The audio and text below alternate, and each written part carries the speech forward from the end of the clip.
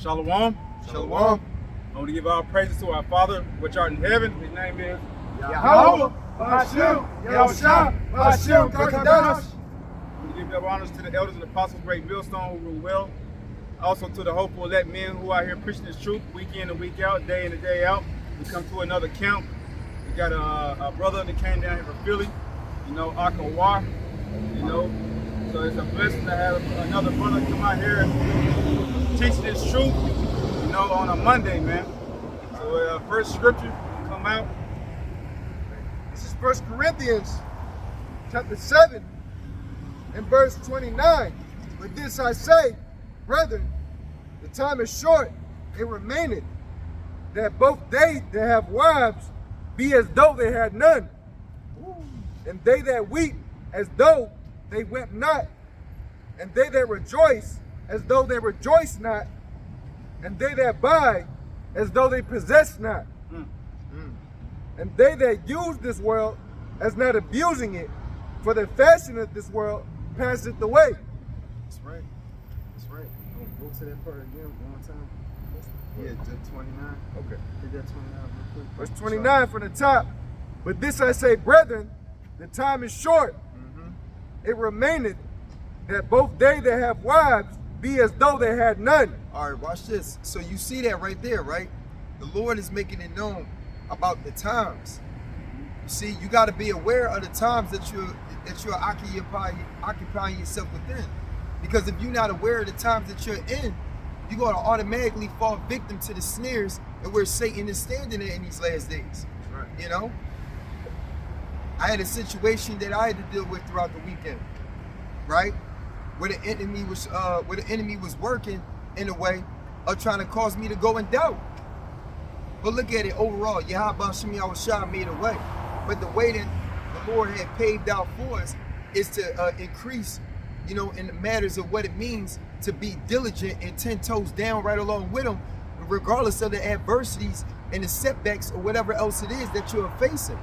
A lot of times when you do have a setback, it's because it's meant for that moment, for things to go in the place of where it's needing to go at. So what you will bring out, it can be perfectly set in place. Right. Like today is a reason why we out here today.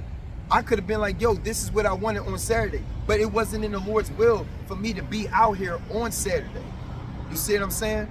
The enemy was trying to work in a way that had me to go straight home. But what did I do?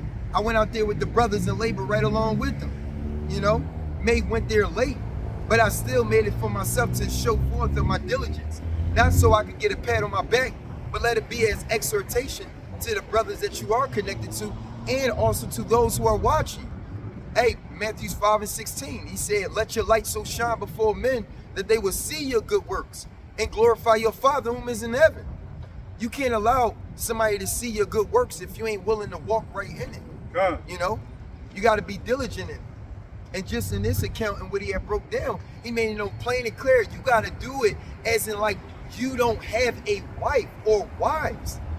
Like you got to get yourself out here. Babylon fall the day of tomorrow. Your rib or ribs may perish.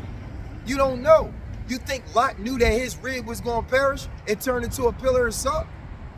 And I bet you he was the type of individual, because he's a righteous man of the Lord, he was always bringing righteous judgments to her so that she can be one accord with him. But because of the influences that she was around, which is Sodom and Gomorrah, the things that were of corruption, it caused her to be enticed. And the more that she got herself enticed, it distanced her from that relationship with her man. You see? And not only just that, it even shows forth because look at their daughters. The daughters got delivered out, but what did the daughters do? The daughters end up eventually getting Lot drunk and having sex with him. You see? Where did they get that from? Where did they get that from? They got that from the land of Sodom and Gomorrah, man. The place that the Lord has made it known to destroy. So in these times right now, and even the scriptures makes it known plain and clear that we got to observe the times because they are evil. Meaning you want to be aware of what you're allowing to be in your circle. You want to be aware of who you allow to come in your home. You want to be aware of who you are receiving when it comes down to certain words and what is being said, because words carry out power. And that power within those words can alter your emotions and cause you to go off, or either to have yourself to stay narrow. To stay vigilant on that narrow path, man. Go ahead. You got something? Yeah, we're gonna see. You finish that? Yeah. Keep reading that. Keep reading. Yeah, sweet. It says, verse 29, but this I say, brethren, that the time is short, it remaineth that both they that have wives be as though they had none, and they that weep as though they wept not. Hey, Salaki, if I can speak on that, you know, because a lot of things you may, why would you weep, man? It's because you have some type of attachment to it. Man. That's right. So the things that you weep for here, man, you got to let go. That's why it tells you in the book of Ezra, let go of the mortal thoughts. Okay? Because we're not looking to those things anymore. In those days when all hell's breaking loose, man, you can't be trying to turn back, all right, and try to cleave on to old friendships, all right? That's something that people might weep over, you know? So those things you got to let go of, man, because guess what? The Lord got something better prepared for you up ahead. Woo. All right? Oh, and I was gonna say to go with that count. This is another thing too.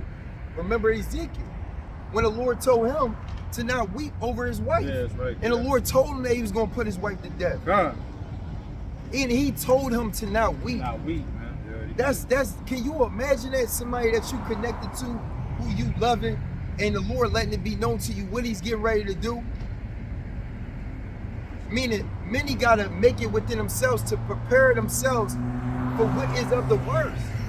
And I say the worst as in like the things that you may not expect and what is going to affect you mentally and emotionally. Because if you ain't paying attention to that, you're going to be unbalanced spiritually, you know? And if you're unbalanced spiritually, then where you going to be going at?